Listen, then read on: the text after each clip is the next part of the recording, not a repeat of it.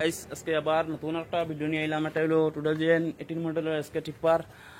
আর গাড়িটা একদম খুবই ভালো কন্ডিশন, গুড কন্ডিশন। এই দুইটা গাড়ি আছে বিক্রি হইব, একটা আছে BS6 এর, একটা আছে BS4 এর গাড়ি। আর ভিডিওটা পুরো মধ্যে দেখলেন, গাড়িটা আমি দেখাই দিই একটু। এটা হলো 2018 এর গাড়ি, 2018 গাড়ি। একদম পুরা গুড কন্ডিশনের গাড়ি আছে, একদম পুরা A1 কন্ডিশন। BS4 এর গাড়ি আছে। এটা যদি নিতে পারেন আপনারা যোগাযোগ করবো আমরা লগে। এই মডেলের গাড়ি ভালো ভালো গাড়ি আছে। টায়ারটাও আছে একরকম, পিসের টায়ারটা বেশি ভালো না, হসেটের দুইটা টায়ার ভালো আছে।